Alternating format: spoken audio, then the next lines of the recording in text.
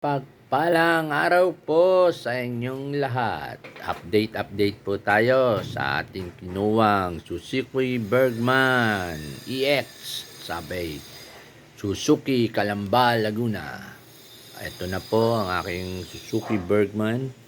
Alagang-alaga mga kaibigan. Nakakapote pa yan.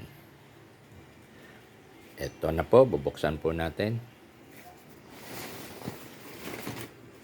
Buksan natin.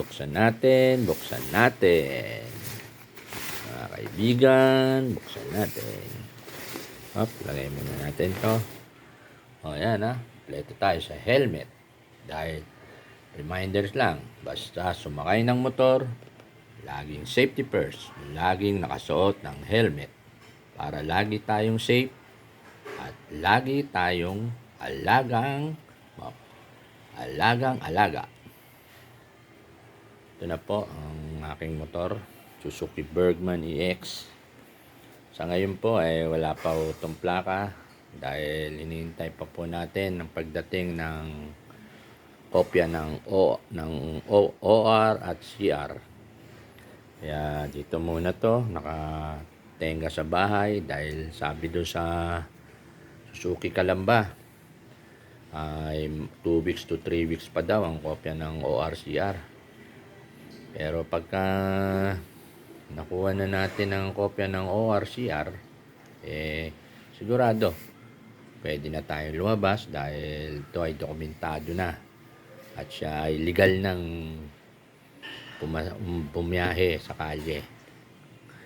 Dahil may papeles na, narehistro na, nagkaroon na ng certification of registration, at ito ay meron ng plate number. May motor vehicle number. Kaya tayo ay legal ng makakapagbiyahe ng ating Suzuki Bergman EX sa kalye. Basta lagi lang po tayo sa legal. Pag sinabi po ng ating batas na bawal bumiyahe pagka wala pang kaukulang legal na papeles ang ating bihikulo, sumunod po tayo dahil sa pagsunod natin na ipapakita natin na tayong mga Pilipino ay disiplinado. Hindi mayabang, kundi disiplinado, masunurin sa batas. Dahil lang pag sumusunod sa batas, siyempre, wala tayong kaba, walang abala, walang gastos. Makakabiyahe tayo ng malaya, ng legal, na wala tayong kaba na baka masita o mahuli o matikitan. Laking abala nun. Kaya ito, ikutan ko po. Ito po ang aking Suzuki Bergman EX. Tingnan nyo naman ang ilaw, poging-pogi. Diba? Ito muna siya. Nakatayo. Tayo muna dito sa aking munting bakuran para pag ready na siya pagka bumiyahe na at nabigyan na tayo ng kopya ng OR at CR na galing sa LTO. Sa ngayon ganito muna tayo. At siya nga pala, mayroon nga pala akong share sa inyo. Siyempre dahil sa tayo ay kakukuha lang natin to nung last Thursday. Dahil kakuha natin to last Thursday, kahapon ay nag-follow up tayo through Messenger sa Messenger ng Suzuki Calamba. At tinanong natin kung meron na ba kung may OR o CR na. Sumagot naman po na available na po. Siyempre, nagano tayo, baka hindi tayo yun. Nilinaw natin. I-message ko ang pangalan ko at detalye ng motor na ORCR ang babalikan ko bukas. At sumagot pa rin, noted po sir ang sagot. Pero nung kaninang umaga, siyempre excited tayo, natuwa tayo na napaaga ang ORCR natin. Nako. Yung pala nalito. nalito lang at nagkaroon daw ako ng kaparehas na apelido. Nangyayari yung mga bagay na yun, siyempre, kahit pa paano, kinausap ko yung manager, siyempre, sinabi ko na naabala tayo. Naabala tayo na kaya tayo nag-message para malaman muna natin bago tayo pumunta na sigurado. Sumagot, siyempre, natuwa lang tayo na maagang makakarating. At naniwala tayong atin na nga. Yung pala, mistaken identity. Ito nga pala, box niyan. Siyempre, chill-chill lang. Walang perfectong tao, nagkakamali din. Bagamat medyo na-stress tayo sa nangyaring yun. Siyempre, bumiyahe pa tayo.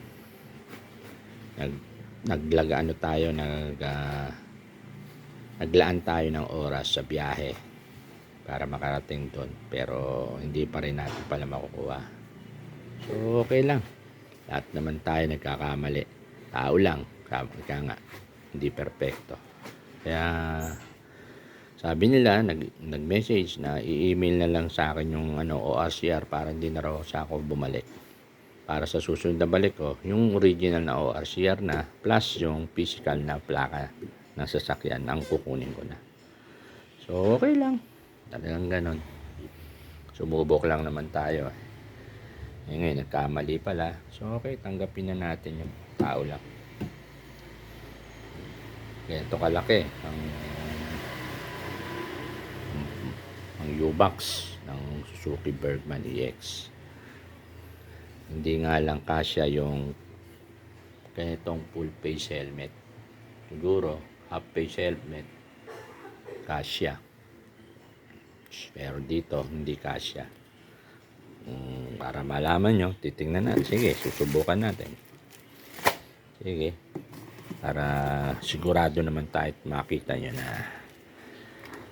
na ito full face helmet ng Ryzen helmet. Gandang klaseng helmet to. Yan. Yan na. Natin. Close natin tong Tingnan natin, ha. Hindi pwede. Yan, hindi pwede. Talagang pang half face helmet lang siya. Hindi, lalo na to, diba? Lalo na tong hindi pwede. Talagang lang. Talaga lang pong pang half face lang siya. Ito, isang envelope, mga papeles ng baril. Ito naman previous to. Helmet spray. May previous din na motor cover. Previous na jacket. At syempre, ang kaibigan loyalty card para makadiskwento tayo. Ito nga pala po yung pinamimigay nilang previous na ito po yung yan po. Ito yung Suzuki previous nilang jacket. Suzuki. Ganda po, ganda.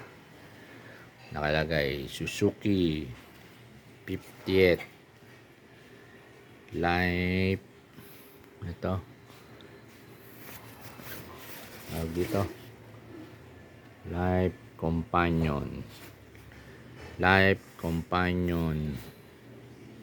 On and Beyond. Yan, ganda ang klase yung previous nilang jacket. Sinuot ko na yan.